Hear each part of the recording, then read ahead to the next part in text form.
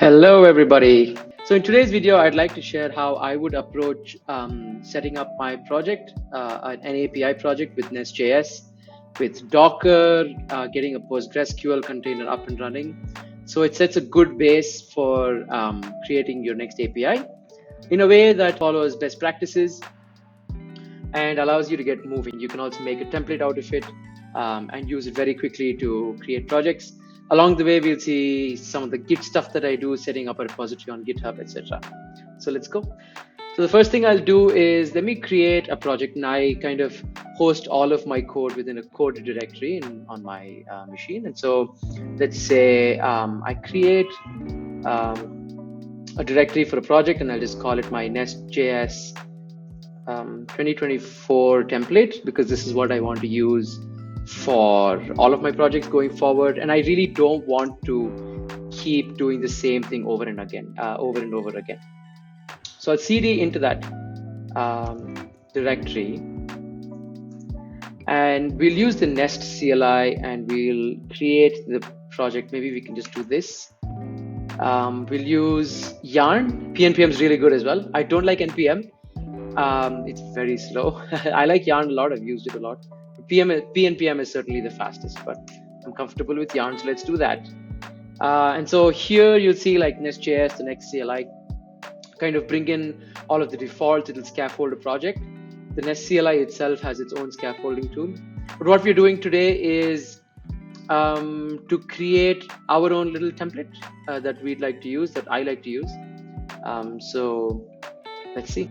Okay, now that that is done, we'll open it up with our code editor, which I use VS Code. I think everybody on the internet uses that nowadays. So we see here that your typical NestJS project, it's got node modules already installed, a source directory and a test directory. So I'm not going to really do too much here, but what we want to do is set up, number one, Docker.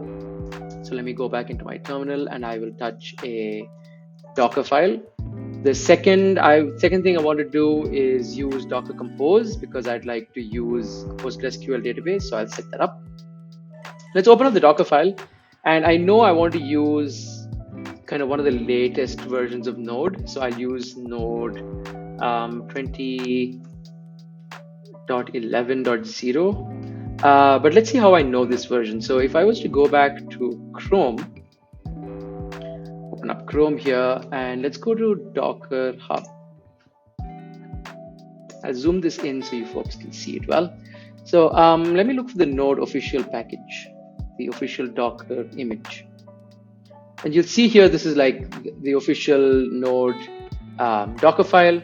You have 21 Alpine. I don't like using Alpine. Like, you could, but I suggest starting with non-Alpine versions, because Alpine is very light. People use it for, when you know what you're doing, you want to use Alpine. But unless you're like super experienced in like what comes with it, what doesn't come with it, there are certain binaries that are included, etc.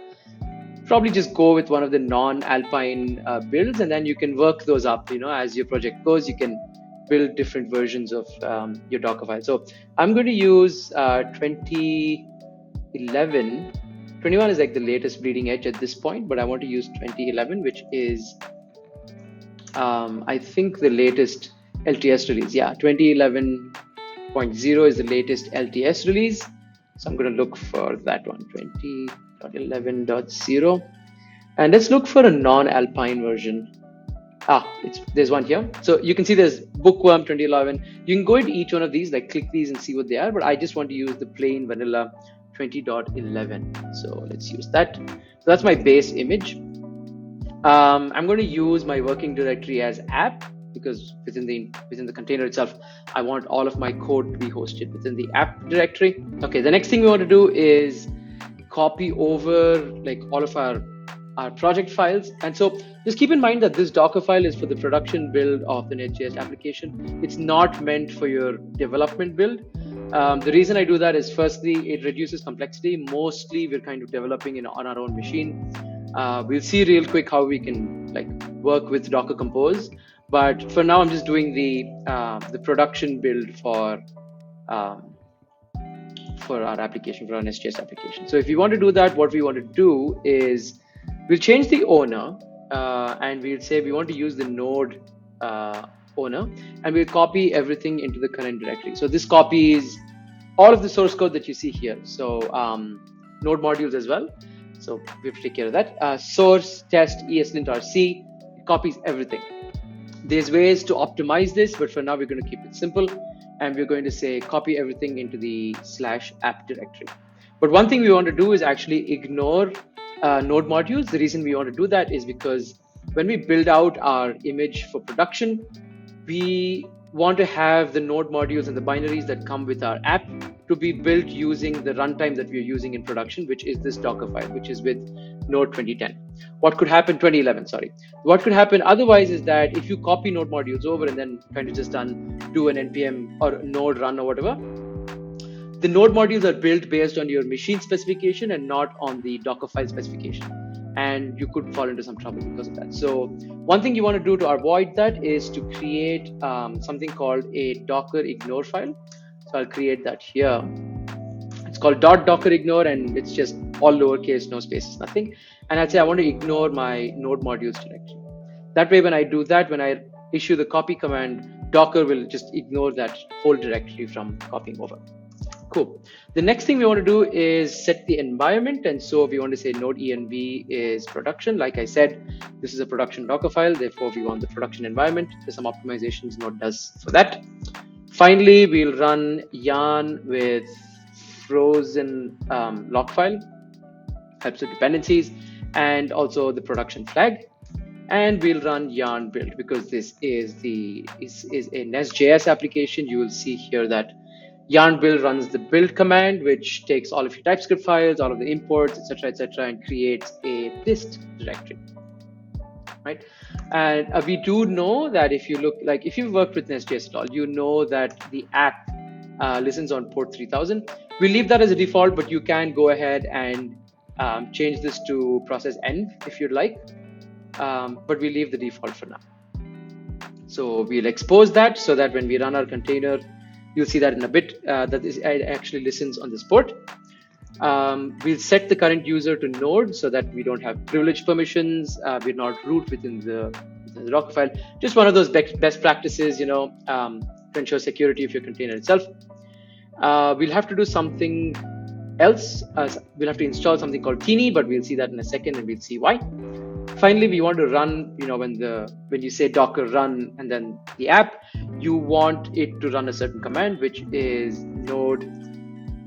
NestJS kind of builds this stuff into like the dist directory into main.js because it's TypeScript being compiled to JavaScript, and so it's dist main.js. So I think with this minimal setup, we should be able to build this. So let's do Docker build.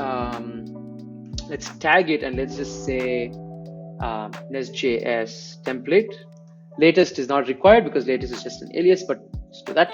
And finally, the path to the Docker file, which is the current directory, and should be able to build this. Seems to have failed for some reason. I think this is because the command nest is not found. So one way I kind of get past this is to actually install the Nest CLI as a global. Now, there are other ways you could do it. You could have multi-stage builds. You can have, a base. You can have a base Docker file that has all of this installed for you. But for now, just to keep it simple, I'm just going to say yarn npm install -g nestjs CLI, so that we have that when we do run yarn build, we can rely on nestjs being there. This can come in handy in situations where you need to run migrations from your Docker container if necessary, etc., etc. If I was to run that again, I think it should build our application. Cool, that actually built, so that's a good thing. So let's actually try running this. So let's say Docker run, and we'll run the NestJS template. So let's see what happens. Excellent. So it's actually running, the API server is running. To show you that it's running, let's look at the curl command. Zoom in a little bit. If I say localhost port 3000, you should get hello world. One little quick tip, if you don't know, there's a program called HTTPy that you can install. I think I installed it some time ago. HTTPy, probably not through brew. but you can use HTTP get localhost 3000 and it'll kind of nicely format that out. Like if it's JSON, it'll format it out nicely for you. That's just a quick tip. Okay, going back to our actual application, we have a little more stuff to do. Notice here that I pressed Control-C, which is the kill command. It's supposed to kill the process. But with Docker, what happens is that the kill command is actually not sent to the process like running your app. It's actually caught at a higher process level. Intricacies, if you'd like to learn more about how Docker processes work, let me know in the comments and I'll make a video about it. But essentially, to get past all of this stuff, we can use an init container. And one of the ones that I like and kind of used a lot is called Teeny. Let me show you GitHub Teeny. So you can see it's a very tiny, hence the name Teeny, init for containers, right? It spawns a single child process and wait for it for like all the signals, etc., etc. So it's really nice. And you have install instructions here as well. You'll find instructions in the description below for all of this stuff. Also a link to the repository if you'd like to follow along, or maybe even clone it, maybe use it for your own projects. To take a look. Let's get back and actually add Teeny to our Dockerfile. So I'm just kind of going to set it up right at the beginning. So I'm going to say let's add init container Teeny, and we'll say Teeny version. This is just practice to like have stuff like envs, version numbers, all of that stuff. So we'll say version 0.19.0. And we'll add that here. That's where the Teeny binary is available. And finally, we'll say, make sure that this Teeny binary is executable. One last step to the process is to actually use an entry point. An entry point versus a command. This can be a little confusing if you don't know. But again, let me know in the comments below. I can make another Docker tutorial if you'd like. But an entry point is essentially something that's run just before command for simplicity's sake. So Teeny is installed in /Teeny, and we give it no arguments, and we just say whatever is there, just pass it on to the child process. And that's what's happening here. So let's rebuild this container. I'd have to manually kill this process. To do that, you can say, Docker PS to get a bunch of your containers. And so I can take the container and say Docker kill and then the container ID. But I want to show you a little tip here. If you have a lot of containers running and you'd like to shut them down, you can say Docker kill. And then there's another command called Docker PS -A and Q. The A and Q flag kind of mean give me all of the containers, even if they're already dead, something like that. Even if they've already stopped, actually. There's a little bit of shell scripting. The $sign just means execute and give me the output of that. So what this does is, in fact, let me show you. Docker PS -A gives you basically all of, it's because of the zoom that you can't see, but it gives you a bunch of containers that have been started many days ago, right? But they're not actually currently running. They've all exited. And Docker PS -Q gives you two commands that are potentially already killed, I think. So Docker PS AQ gives me all of those put together. So what I want to do is actually kill all of them. So I'll run that command, and a few will not be killed because of certain reasons, some responses, etc. But now if I did a Docker PS, you'll see that nothing's running, and you'll also notice on the left-hand side that the process was killed. Good, that's exactly what we wanted. Now we want to rebuild this image because we recreated, we added Teeny, and so let's build that again. So let's do that, it'll rebuild. All right, so let's run that image to see if it works. It doesn't. If you do get this, it's probably because of the way Teeny is built for certain architectures. I am using my MacBook M1 chip. So the way I get around this is by including a flag in my Docker build step, which is this little guy right here. This should fix it. If you'd like to read more, please go ahead and read it in the Docker documentation. But doing so should fix our image. That took a while, but now that that's done building, let's run the image and see if it actually works. You get a warning here, but that's all right for now. But if it does respond to the kill command, so if I press Control C, it actually exits the process correctly. Now that we have the Dockerfile kind of set up for our app, let's move on to our development environment and let's create a Docker Compose file. And I'm going to create this at the root of my project. So it's going to be right here. Looks like I have two for some reason. Let's just get rid of all of those. We start with the version number for Docker. This sets up the syntax that we can use. I see a lot of people that use the latest version of Docker, even for like local development. Version 2.x is for local development, whereas version 3.x is for Docker Swarm and container orchestration. If you'd like to know more about orchestrating containers with Docker itself and Docker Swarm, do let me know in the comments and I'll probably whip up a demo for you guys. So let's define a services block and we'll create a database. I like working with Postgres a lot, and so we're going to use Postgres 13. There are a few environment variables we'll need to specify, and I don't quite remember them off the top of my head. So let's go to the Docker official image that's at hub.docker.com. And for Postgres, there are a few environment variables, and I think they start with Postgres _.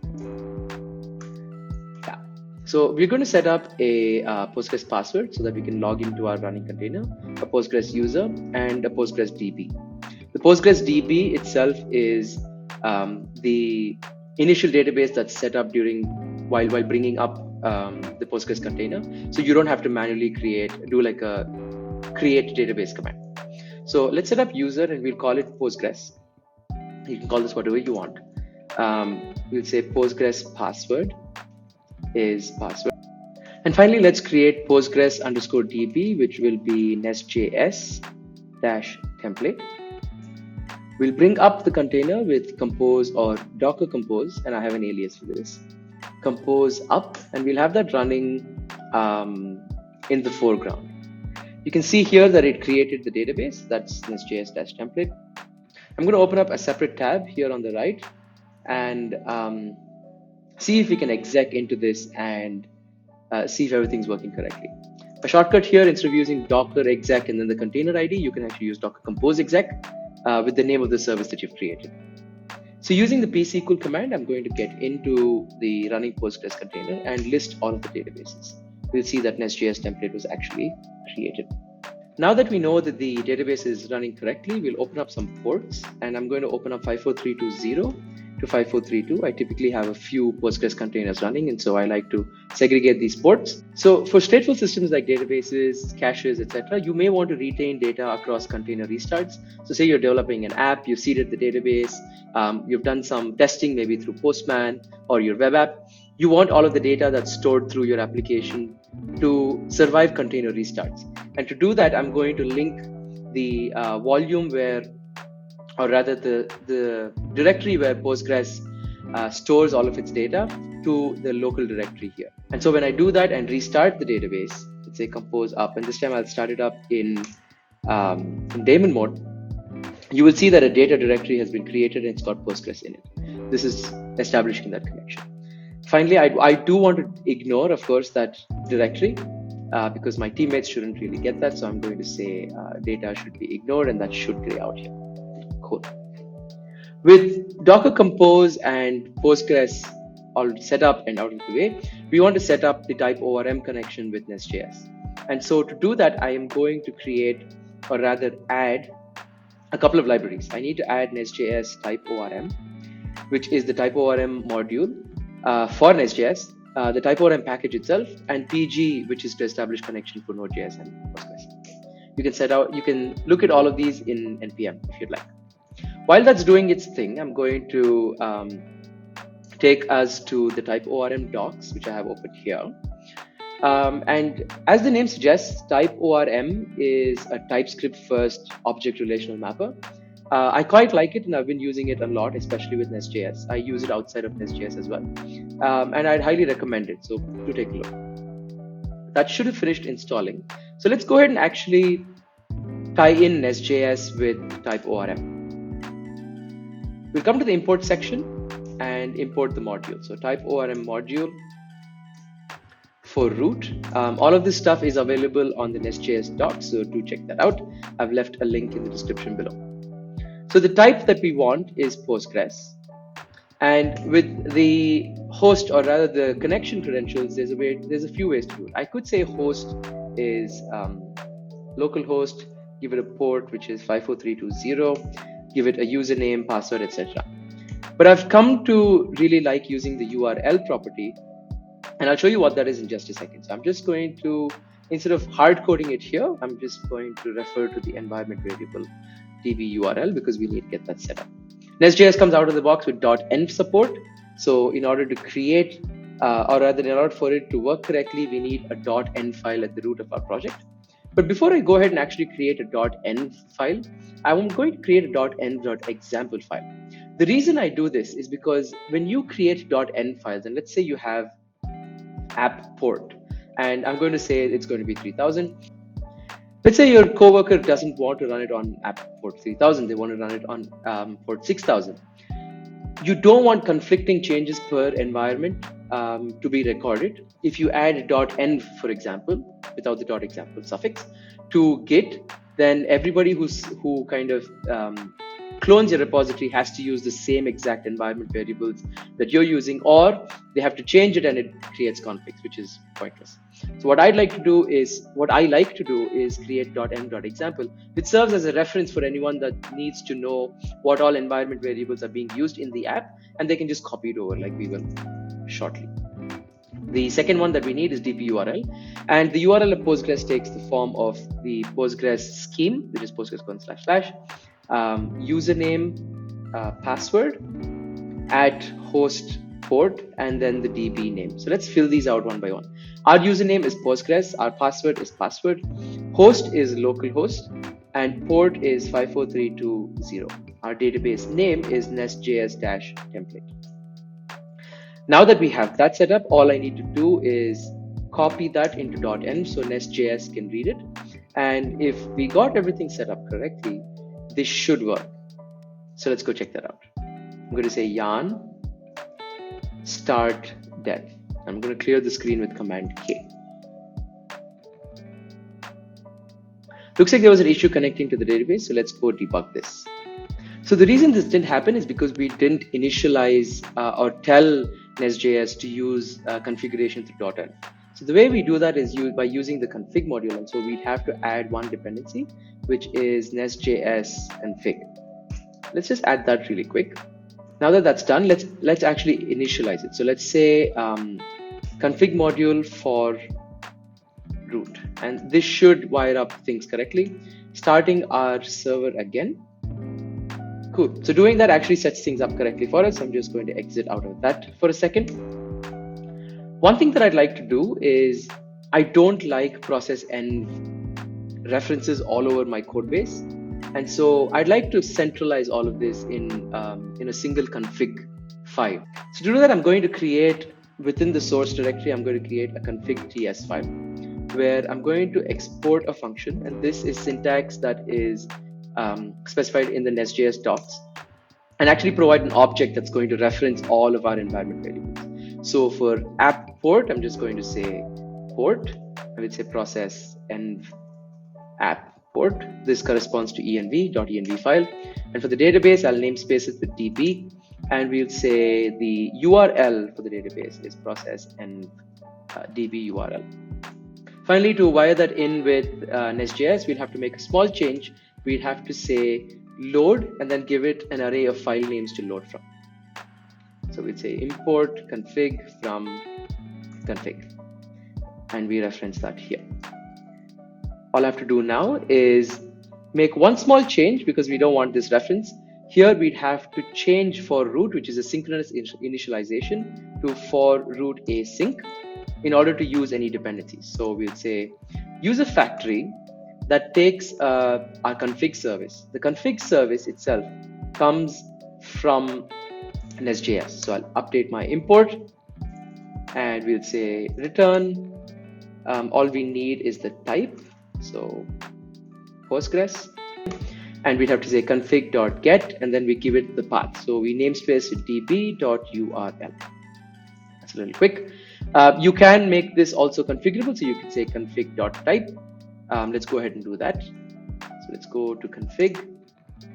We'll say db type is Postgres, and we'll reference the same here. So config.get db.type. With that out of the way, let's see if that works. So let's say yarn start dev. Now, if you get this error, and I kind of kept this here on purpose, this is what you do. The reason it says that, it says cannot read properties of undefined reading get. That's just an NestJS thing because it doesn't know what config service is. So for this, you have to import the config module and also inject the config service. So this wires things up correctly for NestJS. And if I did that, everything's hunky-dory again. I'd like to make one last change to this. This feels a little messy, and since we're working with TypeScript, I'd like to have like type hints available to me. So let's open up the config file and create a type. So let's say my type is app config, and we have to export that, and we'll see why in a second. And we'll say my app config takes a port, which is a number. It takes DB, and the DB will be database config. And the reason I'm doing this will become apparent very soon. So we'll export that type as well. Database config. It takes a type, which is a string, or you can actually pin this down even further. You could say it is one of Postgres, maybe SQLite, but let's say MySQL. But I'm going to keep it string, or just even say type should be Postgres. I like to just say string for now. And the URL should be a string as well. Finally, I'm going to update this little syntax here to say it's going to return an app config. And the reason this is complaining is because process end always brings in variables as a string. So we'll just force that to be a number. Cool. Now, the reason we're exporting all of this stuff is because in config, we can actually do this. So let's say my db config is config get, and we'll type hint this. We'll type hint this to database config, and the path is db. So here I can actually say, and this is kind of the magical part, is I'd say dbconfig.type and dbconfig.url. So the reason this is complaining is because the use factory takes a different, or rather TypeORM config takes a slightly different type signature, for which I think this will have to be changed. So let's say it takes Postgres or MySQL. I think that should fix it, and it does. Now that we have everything set up and working, the next thing we need is to set up migrations. If you're not already familiar, migrations are a way of doing version control for your database. So you get to programmatically create tables, update columns, change data types, etc. It's all part of source code, and we'll see very quickly what that means. So I'm going to close out all of this stuff and cancel the server as well. TypeORM has migration support out of the box, but the command is actually quite verbose. And so what I'd like to do, ideally during my workflow, is have something like yarn migration create and give it a source of the migration itself. That's the command that's passed down to the TypeORM CLI. So in order to create all of this stuff, there's a little bit of work to do, and that's kind of why we're creating a template. The first thing we need is to specify or tell the migration CLI where we want our migration to reside. So while we're setting this up, we're going to create something called a data source.ts file. This is part of TypeORM's kind of wiring that we need to do. And so what we're going to do is export default new data source with the same configuration that we had from before. So you could reuse the same configuration if you'd like to be more dry, but I'm going to type it out for our sake here today. I'm going to say type is Postgres. The URL is going to reference the process again.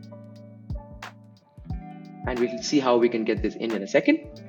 There are a few additional parameters. So the migrations itself refers to the migrations directory.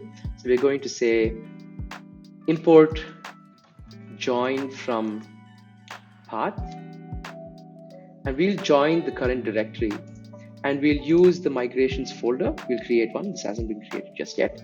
And anything within it, with a TS or JS extension. The reason this is the case is because if we build this application, all of the TS files, including everything in the source directory, will be transpiled into JavaScript. And so if we want to run migrations in a non-development environment, most files are going to be in the JavaScript file format. And so we'd have to run TypeORM migrations using JavaScript. That's to do with configuration. Finally, we need process env to be available. And the way we do that is we require, like I said before, we're using .env. We'd have to do this manual step and just say, hey, go ahead and before you run the script, read in all of the variables in the .env file. So that should fix it. One last thing we want to do, like I said, we want to run those commands. We want to say migration create, migration run, migration revert, all of that stuff. So we have a few commands that we need to add to our scripts file. And that's what I'm going to do here. I have a little snippet that I reuse. And we'll add that into our scripts section of our package.json file. I'll just quickly reformat that. So now we're ready to say yarn migration create. And we say source migration create users table. I think every application has a users table, so let's do that. It should create a users table. And if we look at our directory now, you'll see here that we have a users migration.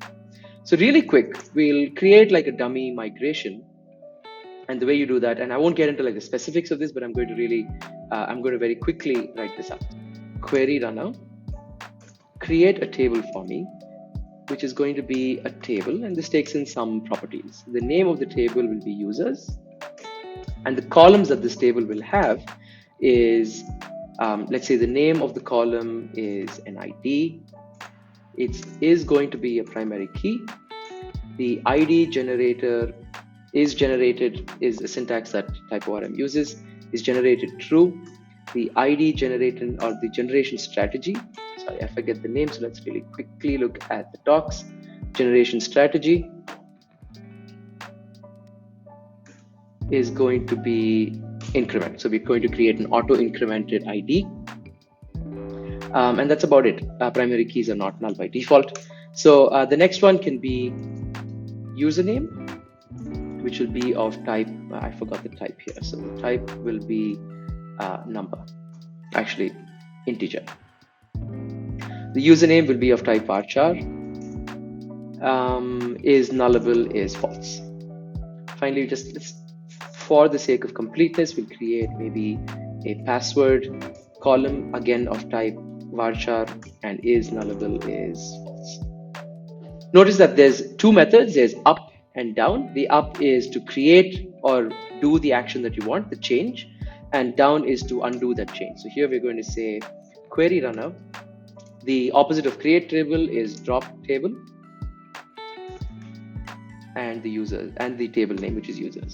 One thing that I like to do to avoid typos is actually extract this into a constant. So I'm going to cut that out and say table name. I'll just quickly create that up here. Now let's run the migrations. Let's say migration run. So you can see that it actually found one migration in the source code. It was able to correctly create the users table. If you were to go look at our Postgres container, let's look at all of the tables. You'll see that you have a users table and it automatically created a migrations table. If we define or even look at the definition of the users table, we'll see that it has an auto-incremented primary key called integer, username, and password. Great. So let's exit out of this, and I want to show you what the migration revert looks like. So let's do that, and we'll revert our previous migration. And you'll see that it ran a whole bunch of SQL. Let's connect to our NestJS template.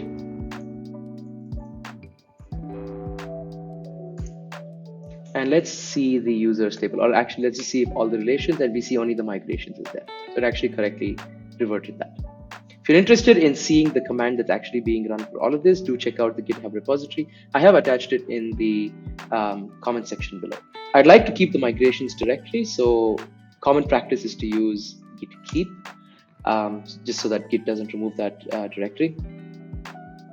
We have Dockerized our application, which is ready for production. We've set up Docker Compose so that we can run all our applications locally. We've set up a centralized config namespace, so we don't have to have process env creeping through our application. And finally, we've set up a data source and migrations directory so that we can easily run migrations in our project. Okay, let's go ahead and actually create a new repository. And I'm going to call this NestJS template. And let's say my production ready template for NestJS. That looks pretty good. With that out of the way, what we want to do is prepare our repository to see if we want to add all of the files. So we can see here the .env is part of the Git history. We don't want that for reasons I stated previously. So let's add that to our Git ignore. Let's do that again. It looks pretty good. So let's add everything and let's add a repository. So what we want to do is copy this little line right here and connect it with GitHub. Git remote add origin, git commit, and let's say setup template, and let's push that. Awesome. If we were to come back to our repository here, you'll see everything set up. Now, I probably missed out a few things. Maybe if you'd like to suggest some changes, if I missed something out, something that you think is good, or something that you've used that I would benefit from, or all of us can benefit from, do let me know in the comments. I'm more than happy to accept a pull request or incorporate it. Finally, I like to do one thing. I want to mark this repository as a template so that we can come in here and then create a new repository like so, right from here, without having to like clone it and then re-push it, etc. If you'd like to learn more about JavaScript, Docker, full stack development, etc., I do run an academy called Swamy here in Bangalore, India. Go check out my website, techswamy.com. We run boot camps every once in a while. Hope you enjoyed that video, guys. Bye-bye.